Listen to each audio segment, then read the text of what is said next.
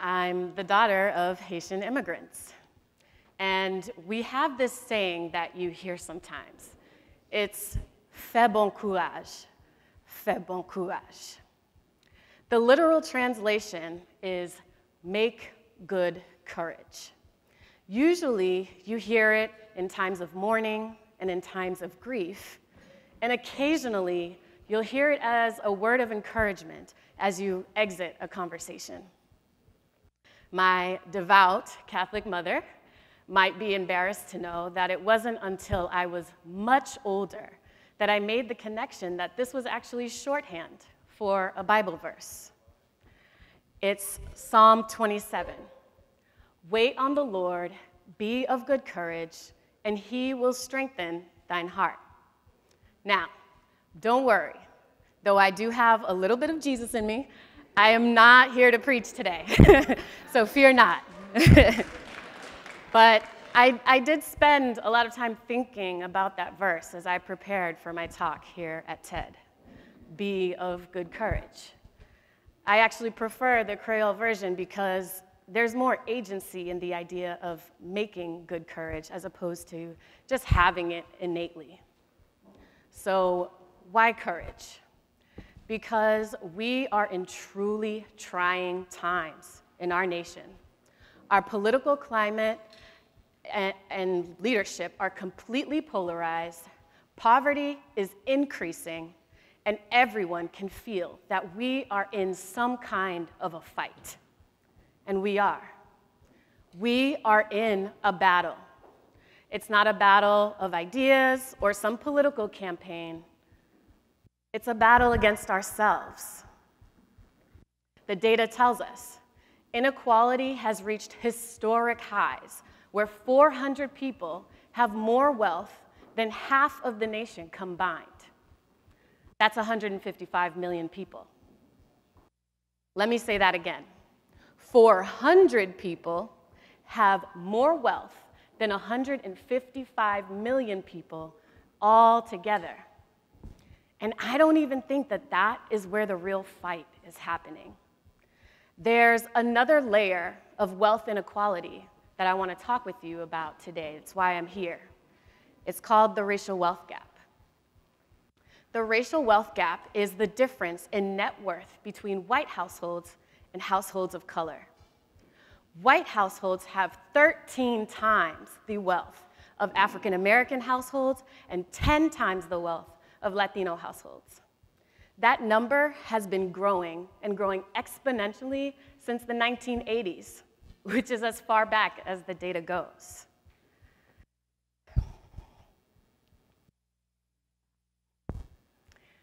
So, we didn't get to this glaring race disparity by accident, right?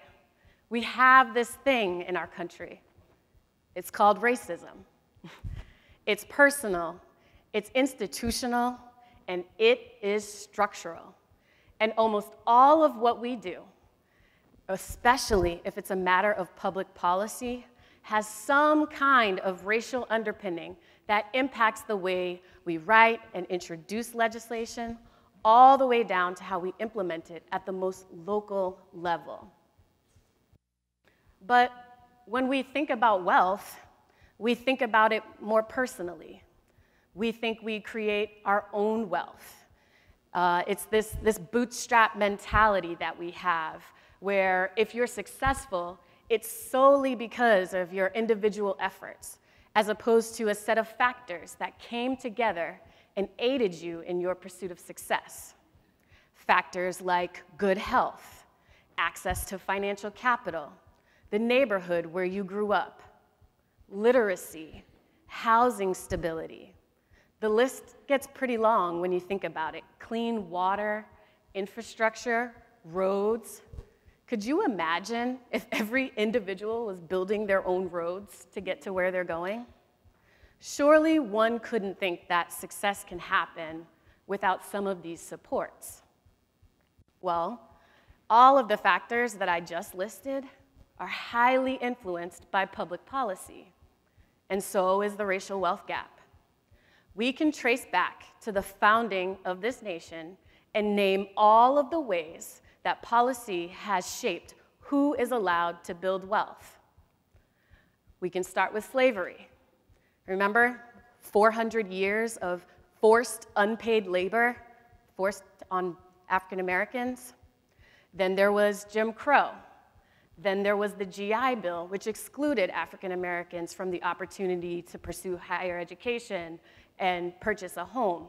Then there was redlining, the war on drugs, mass incarceration, and most recently, the Great Recession, which gave $750 billion right back to the very banks and financial institutions that wiped out more than half of the wealth in Black, Latino, and Asian communities. Wealth that took more than 40 years to build. So that's how we got here. Let's talk about how the racial wealth gap plays out today. Have you ever had to take out a payday loan? These are small dollar loans where we've seen interest rates upwards of 456%. These loans are specifically designed to be unpayable. Companies are banking, get the irony there? They're banking on their customers not being able to pay these loans back on time and having to roll it over into another loan in order to stay afloat. It is no small coincidence that these payday loan centers are 8 times more concentrated in African American and Latino neighborhoods. Okay, let's talk about student loans. We are in a student loan crisis. $1.2 trillion and counting in student loan debt. We know that students of color take out more loans to cover their tuition, so they're paying more in interest, especially if it's a private loan. And ultimately, the income disparities across race, they remain even after pursuing higher education. And so let's talk about our justice system. And I'm going to take a minute here because our justice system, to me, is one of the most glaring ways in which we put people of color into financial hardship. Court-imposed fines and fees are at $50 billion nationwide, and that number is also growing. These fees take various forms: traffic tickets, child support debt, juvenile detention fees, probation fees, ankle monitoring fees, loitering citations. The list goes on and on and on. In the state of California, which is where I live, there are over 4 million people who have had their driver's licenses suspended because of an unpaid traffic ticket. So let's just think about this. If you can't drive, you can't get to work. If you can't get to work, how are you supposed to pay this traffic ticket? Communities of color, they are charged more often, and they are charged larger amounts. There's a study that shows that in any given city, the larger the African American population, the more reliant on revenue that that city is from fines and fees.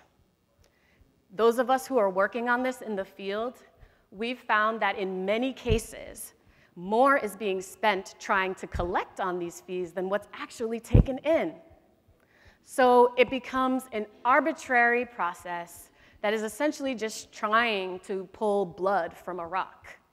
Our justice system is funneling poor people, and especially people of color, in and out of courtrooms and prisons. And it's all for the sake of a financial transaction. In the process, we are losing so much more. I always think about the fact that Eric Garner, he was stopped because he was allegedly selling Lucy's, single cigarettes. So he was a low-income person, literally trying to make a buck, and he lost his life. Alton Sterling, he was shot in the back by police in South Carolina. His family says that he was running because he was afraid that he was going to get arrested because of his unpaid child support debt. We have a systemic problem, and it circles around race and wealth. Bryan Stevenson is a renowned attorney. He fights against mass incarceration. And he argues that the opposite of poverty is not wealth, but rather it's justice. And while I think he's right, I mean, he's been in the game longer than I have, but I can't help the fact that I'm a millennial. I need a more immediate solution, something a little more tangible. So I think of it this way. If we had the courage to address the racial wealth gap, the hoarding of resources by those at the top, the stripping of financial resources from people of color, and the constant pressing of poor people into permanent cycles of debt. If we had the courage to enact the policies to address these issues, we might see more justice. And these policies that I'm talking about, they exist already. We can place an interest rate cap on predatory payday loans. We can eliminate the need for student loan debt. We can follow in the footsteps of the state of New York, which is now offering free tuition to low and moderate income students.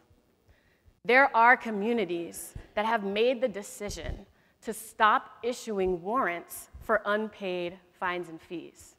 So this means that there isn't someone trying to arrest you because you couldn't afford that unexpected traffic ticket or last month's child support bill. So if we're gonna be in this fight, these are the right things to fight for.